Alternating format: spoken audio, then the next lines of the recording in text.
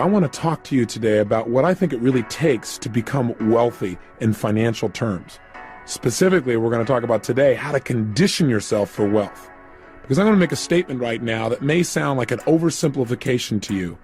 And that statement is this: if you do not have enough money in your life, there is one and only one primary reason. You have not conditioned yourself for wealth. Let's start with a little understanding about money. First of all, when you talk about money, have you ever noticed what an emotionally charged issue it is for people? I mean, people usually go one extreme or the other.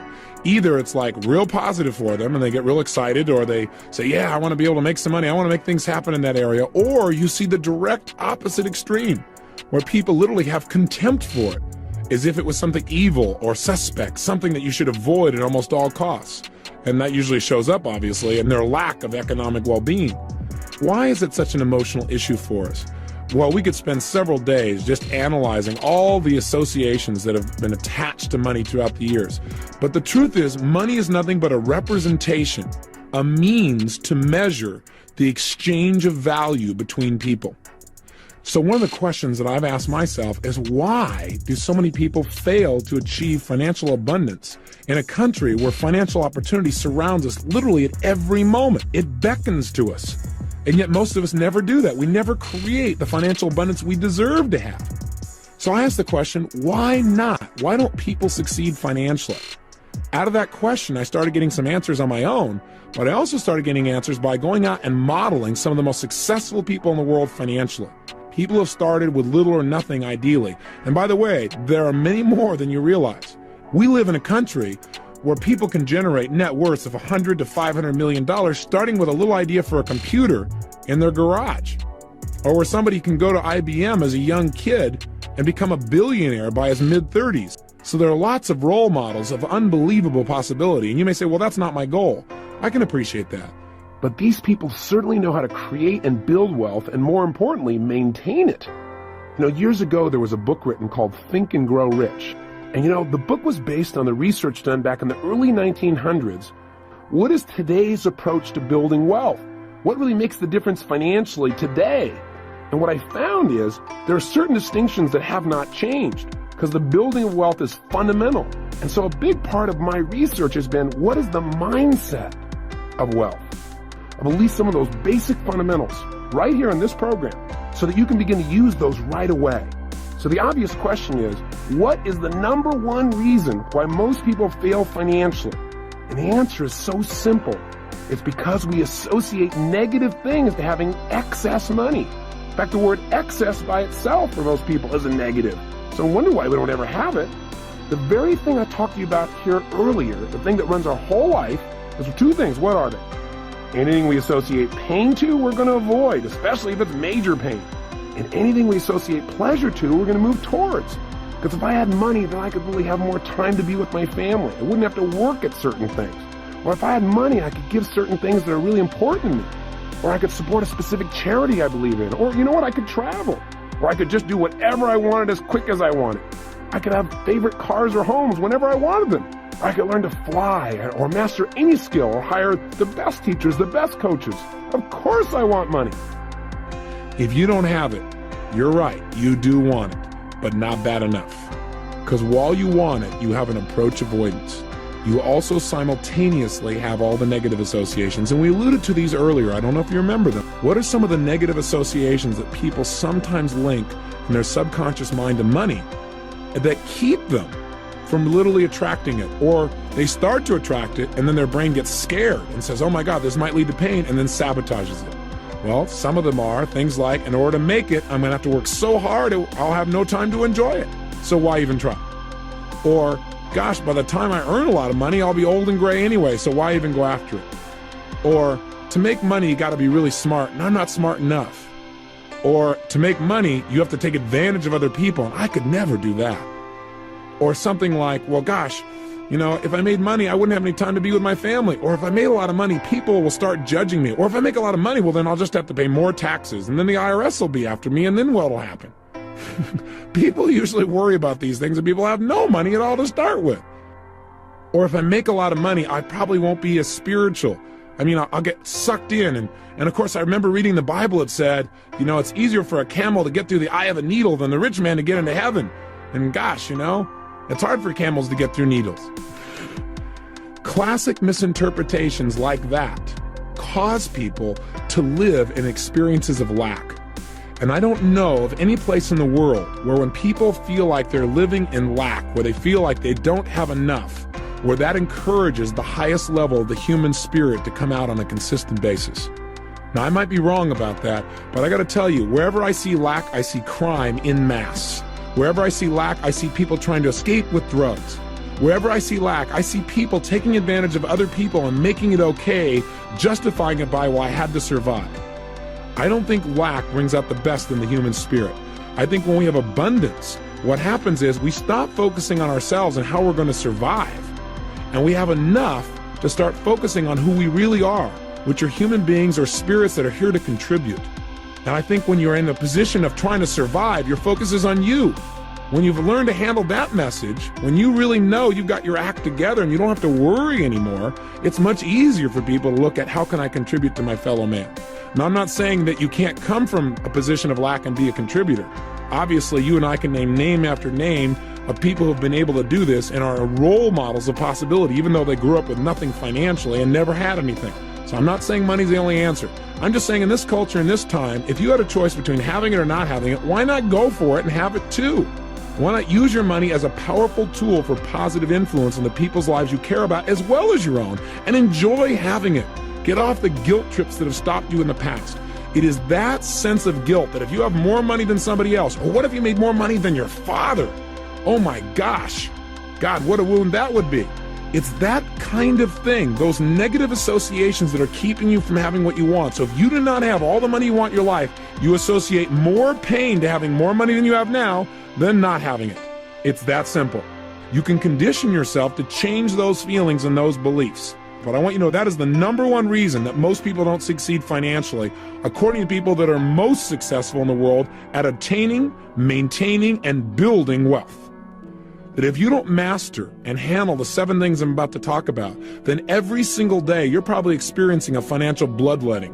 What's happening is you are experiencing the pain on an ongoing basis of wounds, things that are literally dripping out of you, your own financial well-being, and there's no excuse for it. You can handle it easily and quickly. Here's the second one.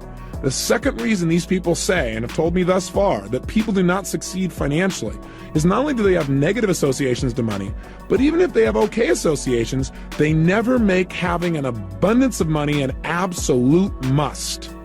Interesting distinction. I'm not saying love money and make it your God, because that's the way to absolutely be certain that you fail in life, that you destroy everything that's valuable. But what I am saying is make it a priority so you get it handled. And make the priority not just getting by. Make the priority massive abundance and come up with a specific figure you hold yourself to. You've got to have a certain level of finances that you must be at. And if you ever vary, you got to do something about it immediately. Otherwise, you get caught up in what we call Niagara's current, right? Where day to day, you just get caught up in making a living and doing things and putting things off, and it doesn't happen. So the only way you're going to succeed financially is when you decide on a specific amount of money that you must have in your life. And it must be well beyond what your absolute needs are. So in other words, what I'm asking you to do is take something that seems right now to be an accessory, money, and make it a necessity. Find an amount of money that would be considered abundant and make that not only abundant, but a necessity in your life. You follow me? That's critical if you're going to have long-term wealth financially. And if you don't do this, there's no way you'll be able to have the amount of money I know you'd like to have in your life. The third major wealth wound that drains most people dry financially, in fact, keeps them from ever developing a great deal of wealth in the first place, is suffering from the problem or falling into the trap of never ever developing an effective strategy on how to build wealth in the first place. I mean, listen, if all it took to succeed financially was for you to associate lots of pleasure to having money, pain to not having it, in other words, you really made it a must, and that was it, then we'd all have it. But see, that isn't enough. If that's all it took in life to succeed was absolute passion for something, then every kid would have had a pony when he was growing up. That's not quite enough. You've got to have an effective strategy. So you've got to develop strategies on how to, 1, attract money into your life in the first place. How are you going to create that initial income? 2, how to manage that money so that you can invest it and get money to be your slave instead of you being the slave to money. In other words, get your money to make you more money. So it's not taking more of your time and physical effort, but where you literally begin to leverage yourself. And then 3, strategies on how to share money. So it gives you a tremendous amount of joy. Because to me, that's a strategy that's critical also. Otherwise, why are you going to keep getting it? Your brain has got to link pleasure to it or it won't continue to work for it. And if you can learn to share it with people, I've found that yes, giving yourself things is fabulous and you should do that.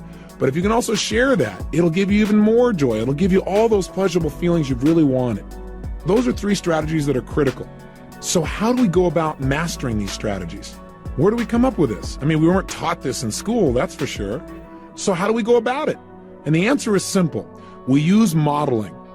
That's all you have to do in this area as well. You need to find people that are successful financially and find out exactly what they do on an ongoing basis that creates that success. In other words, they aren't just lucky. In order to get this result, they're doing certain things on a daily basis, and it's a lot simpler than you can imagine. Hey, I turned my entire life around financially in less than 12 months. I was the guy in that 400 square foot bachelor apartment. 12 months later, I had $1 million net worth. That's not a small turnaround. I moved from my little 400 square foot bachelor apartment to my castle. All of that came from modeling successful people financially.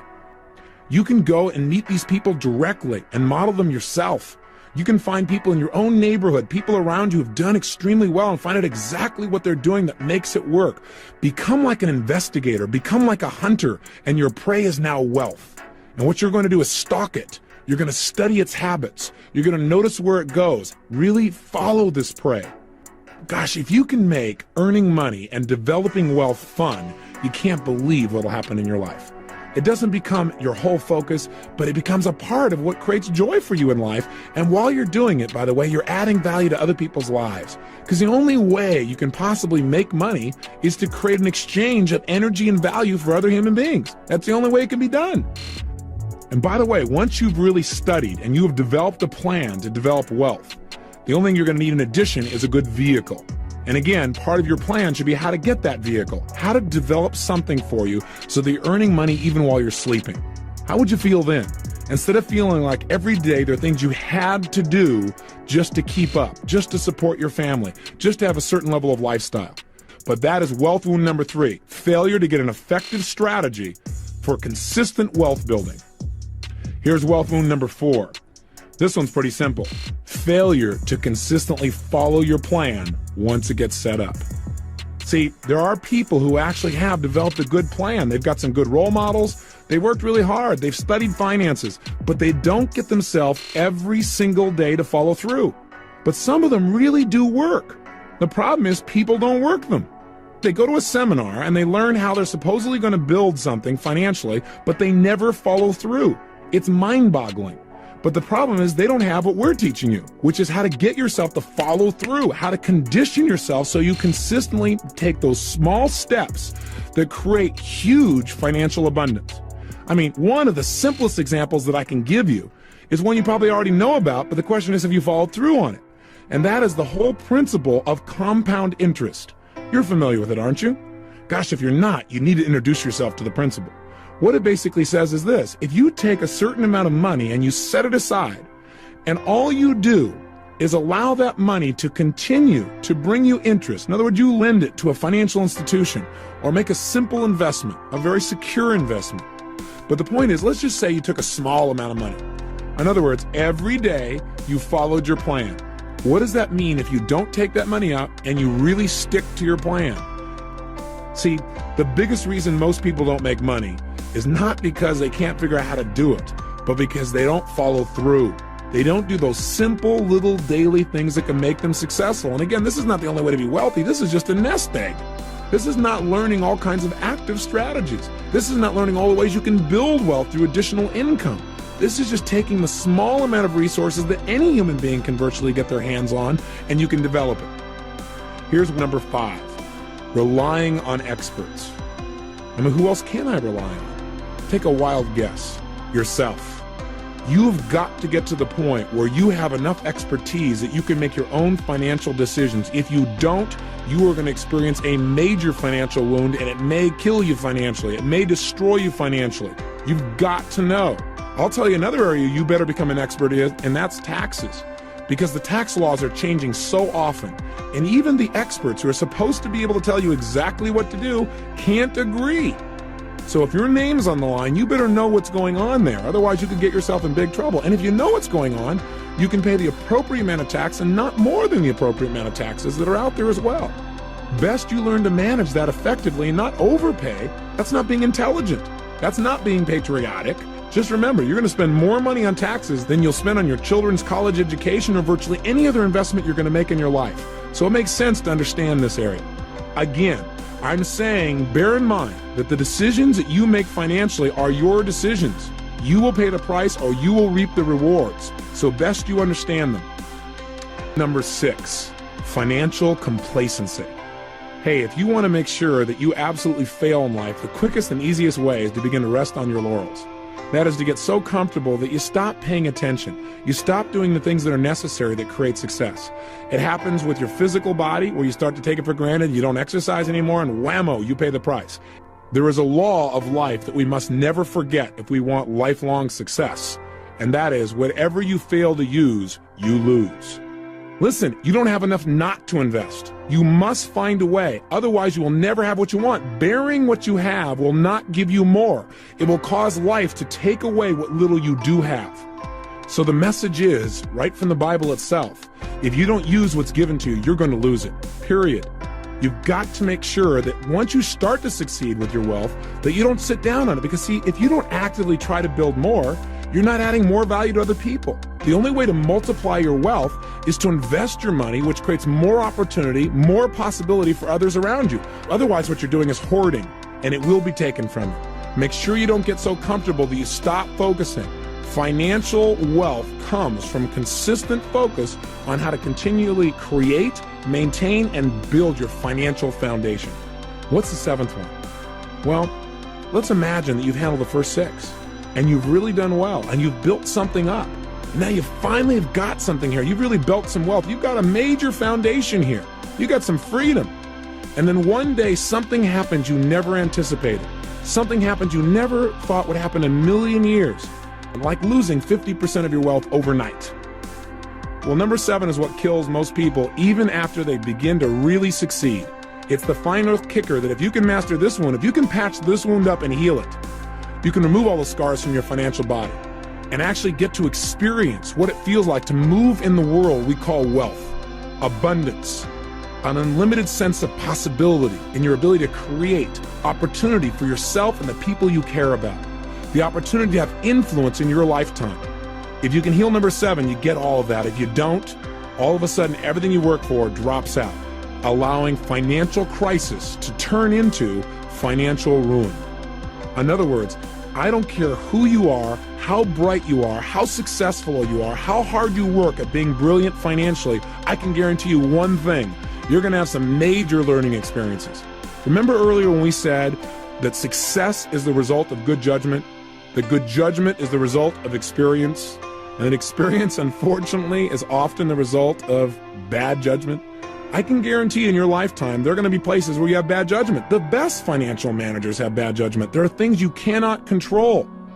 If when those crises occur, no matter how bad they may seem, you allow that to become the completion of your financial picture. You say, why even try? Or here, I did all this and this is what I got rewarded. Or gosh, I can never invest again because I tried this thing one time and I lost all my money. If that happens, you have the ultimate wealth wound. In fact, you have a dagger that will murder your financial future. The bottom line, that may sound harsh, but it is real. This is the one that kills most people. They go, well, I tried this one thing one time, so gosh, I can't do that again. Or I tried this thing and I gave it all and this is what happened, so I better not do anything again. And you know what? That's called death rattle. It'll never happen. They'll never have what they want financially. You've got to be like a rubber ball and bounce back up and learn from what happened there and reinvest wherever you are. Remember the key belief system I shared with you earlier. The past does not equal the future. If you believe it does, it will control your financial future. You must get up and take another cut at the ball. Hey, Babe Ruth struck out more times than anybody in baseball history, but he also got more home runs. You got to be willing to get up there again. If you focus on the failure, you'll never have what you want. You must take financial crisis and learn to transform it into financial opportunity. Through the new distinctions you have, you'll be able to accomplish much more, but you do have to have a little thing called faith. And I know that doesn't sound like a financial term, but the bottom line is without it, you'll never make an investment in your life. Every religious book on the planet talks about the power of faith. With the faith of a mustard seed, what you can do. I'm not talking about blind faith. I'm talking about learning from situations and then taking new action in a direction that makes sense. It's within your grasp.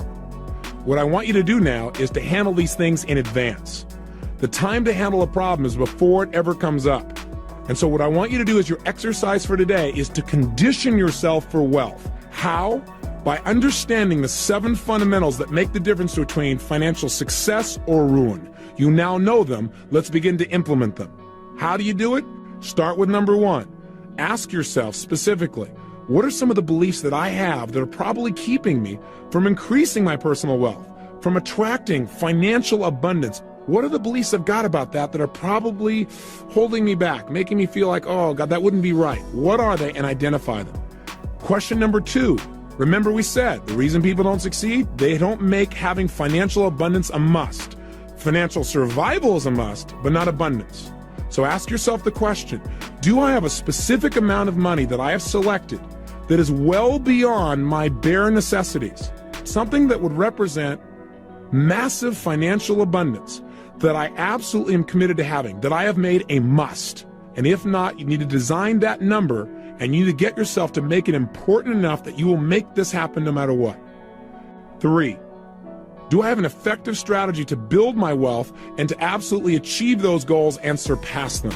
If the answer is no, I want you to commit to do something today to find out more. Write somebody, call somebody, talk to somebody, and find out what are some initial steps you can get to master your finances. Don't put it off even one day. This is critical.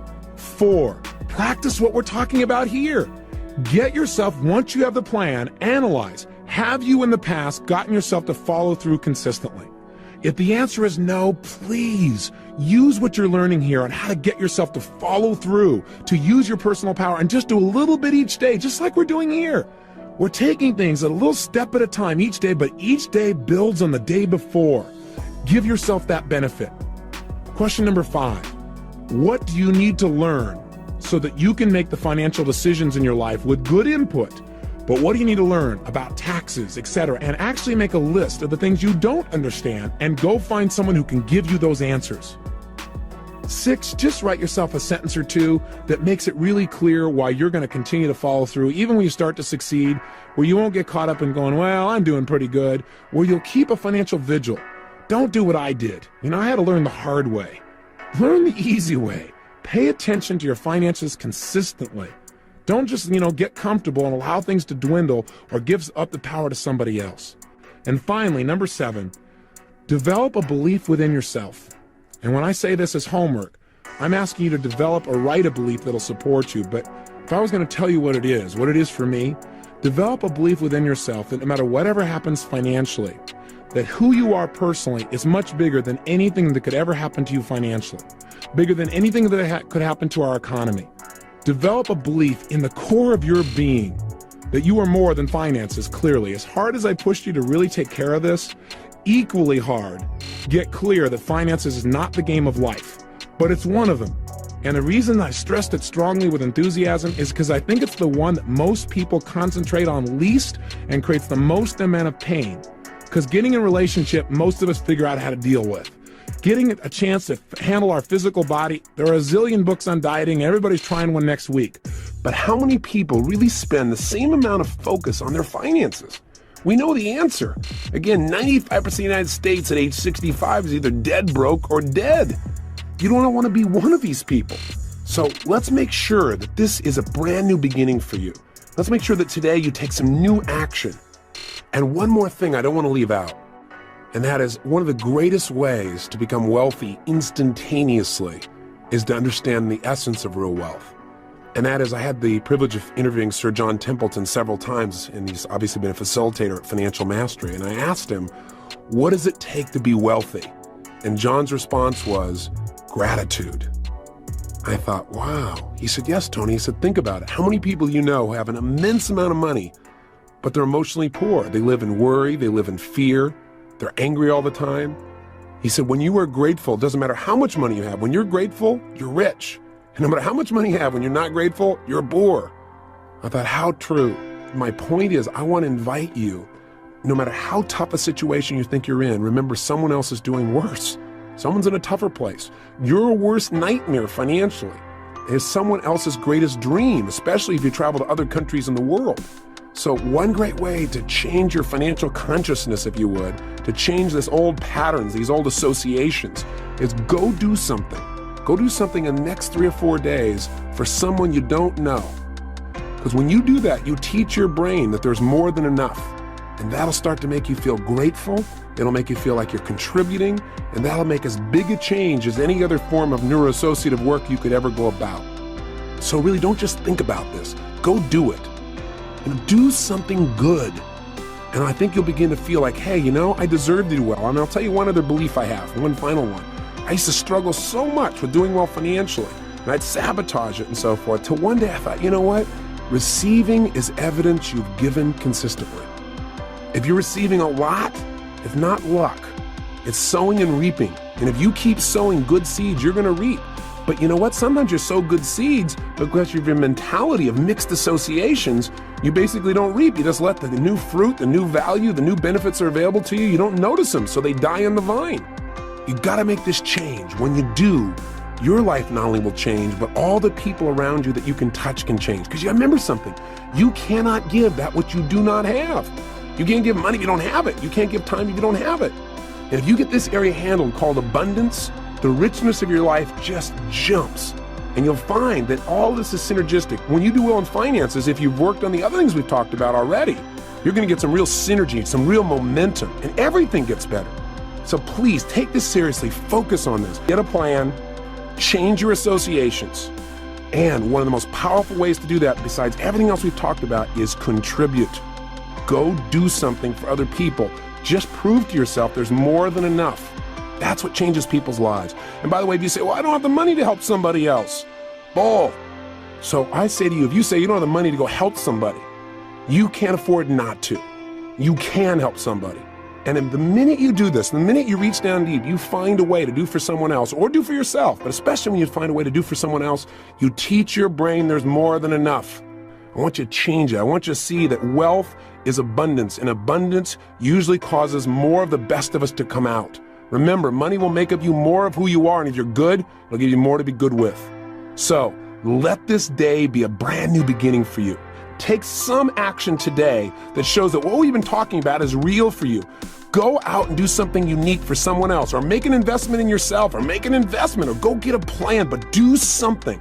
So your brain starts saying, hey, he or she means it. They're going to follow through this time. Let's get some momentum, because little actions, a phone call, a book, a tape, a seminar, an action, something will get you on a roll. So make it a day of new birth in the financial realm, a new dawning of your financial stability and your financial power. And let yourself start to become a role model for the people around you of what abundance is. Mental, emotional, social, physical, spiritual, and financial. That's really my message to you. Go through those 7 questions. Take a real good look. So take my challenge today. Mark this day as the beginning of your ultimate financial freedom and have some fun with it. Enjoy the process. Let's expand our minds. Let's attract all the money you deserve. Let's move our life to a brand new level. And most importantly, let's live with passion.